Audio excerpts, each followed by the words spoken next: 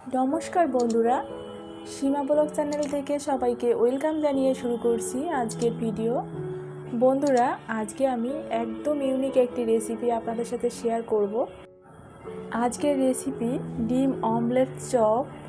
আশা করি এই রেসিপিটি সবার খুব বেশি পছন্দ হবে। তো দেরি না করে চলুন বন্ধুরা শুরু করি। আর হ্যাঁ বন্ধুরা, লাইক দিয়ে পুরো ভিডিওটি দেখার অনুরোধ রইল। প্রথমে আমি এখানে একটা মিক্সিং বোল নিয়ে নেব, দুটো ডিম নিয়ে নেব। এবার আমি এখানে পেঁয়াজ কুচি দিয়ে দেব। তো আমি দুটোর মতো পেঁয়াজ কুচি দিয়েছি, দুটো কাঁচা মরিচ কেটে দিয়ে দেব, ধনে পাতা, লবণ, শুকনো মরিচের গুঁড়া, এগুলো দিয়ে আমি ভালোভাবে কিন্তু মিশিয়ে নেব। আমি কিন্তু এখানে দু প্রকার মরিচ অ্যাড করেছি, শুকনো মরিচের গুঁড়া এবং কাঁচা মরিচ। তো আপনারা এখানে কিন্তু মরিচের পরিমাণটা বাড়িয়েও দিতে পারেন, আবার কমিয়েও দিতে পারেন। তো এখানে আমি চাট মশলা দিয়ে ভালোভাবে মিশিয়ে সাইড করে রেখে দেব। এবার আমি এখানে আবার একটা মিক্সিং বোল নিয়েছি, মেজারমেন্ট কাপের 1 কাপ চাউলের গুঁড়া, হাফ কাপ বেসন, কর্নফ্লাওয়ার। তো অবশ্যই চাউলের গুঁড়াটা নেওয়ার চেষ্টা করবেন। যদি চাউলের গুঁড়াটা না থাকে তাহলে আপনারা বেসন দিয়েও করতে পারেন, সমস্যা নেই। তো অল্প অল্প করে জল দিয়ে আমি এখানে একটা ব্যাটার তৈরি করে নেব আর ভালোভাবে মিশিয়ে নেব। একবারে দেওয়ার চেষ্টা করবেন না জলটা, তাহলে কিন্তু ভালো হবে। অল্প অল্প করে দিলে। তো লবণ দিয়ে দেব, ম্যাগি মশলা, শুকনো মরিচের গুঁড়া। অবশ্যই ম্যাগি মশলাটা দেওয়ার চেষ্টা করবেন, যদি ম্যাগি মশলা না থাকে চাট মশলা নিলেও হবে। তো এখানে আমি রসুন থেতো করে নিয়েছি। অবশ্যই রসুনটা দেওয়ার চেষ্টা করবেন, তাহলে কিন্তু টেস্টটা বেড়ে যাবে এবং ফ্লেভারটাও ভালো আসবে। তো এখানে ধনেপাতা দিয়ে দেব, ধনেপাতা দিয়ে আবার মিশিয়ে নেব। দেখুন বন্ধুরা, মিশিয়ে কিন্তু আমি এখানে সাইড করে রেখে দেব। একদম পারফেক্ট হয়েছে আমার ব্যাটারটা, দেখুন। আর এ পাশে আমি একটা প্যান বসিয়ে দিয়েছি সাদা তেল দিয়ে। তেলটা একটু গরম হয়ে গেলে সেই ডিমটা আমি কিন্তু এখানে দিয়ে দেব।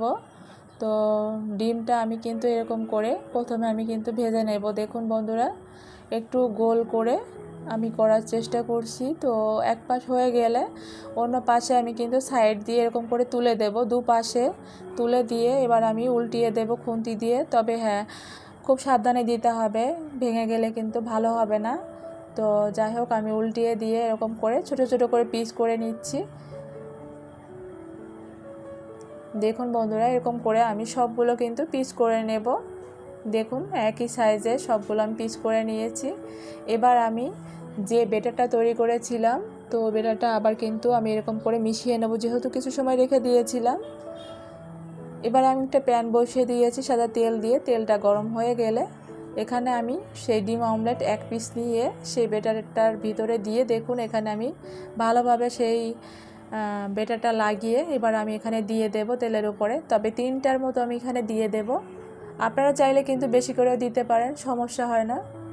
তো আমি এখানে 3টার মতো দেব, যেহেতু আমার কড়াইটা একটু সাইজ ছোট ছিল, এ কারণে আমি 3টার মতো করে নিয়েছি। আর এটি ফুলে কিন্তু অনেকটা বেড়ে যাবে, এ কারণে আমি কিন্তু 3টা দিয়েছি। আর দেখুন বন্ধুরা, দেখতে কিন্তু কত সুন্দর লাগছে। মানে আপনারা বেগুনের চপটা করেন যেরকম, ঠিক ওরকম একটু লম্বা লম্বা করেছি।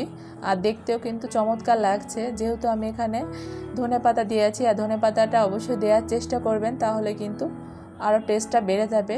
আর যদি হাতের কাছে না থাকে সে ব্যাপারটা আলাদা। তো যদি থাকে তাহলে অবশ্যই ধনেপাতাটা দেওয়ার চেষ্টা করবেন। আর এখানে দেখুন বন্ধুরা, আমি ভেজে নিয়েছি, একদম লাল লাল করে ভেজে নিয়েছি। এবার তুলে নেব। আর দেখতে কতটা সুন্দর লাগছে, একদম ফুলে উঠেছে দেখুন বন্ধুরা। তো আমি নামিয়ে নেব। দেখুন বন্ধুরা, একটু তেলটা ঝরিয়ে আবার আমি এখানে 1 পিস এরকম নিয়ে ডিম অমলেটটা নিয়ে আবার কিন্তু সেই বেসনটা লাগিয়ে এরকম করে আমি দিয়ে দেব 3টার মতো। তবে আমি 3টার মতোই ভেজে নেব একই নিয়মে। আমার চ্যানেলটি যারা অলরেডি সাবস্ক্রাইব করেছেন তাদেরকে অসংখ্য অসংখ্য ধন্যবাদ। আর যারা একদমই নতুন তারা অবশ্যই আমার চ্যানেলটি সাবস্ক্রাইব করে নেবেন এবং বেল বাটনটি অন করে রাখবেন আমার পরবর্তী ভিডিও নোটিফিকেশন সবার আগে পাওয়ার জন্য। তো বন্ধুরা দেখুন, আমার এগুলো কিন্তু ভাজা কিন্তু হয়ে গিয়েছে। এবার আমি এগুলো তুলে নেব।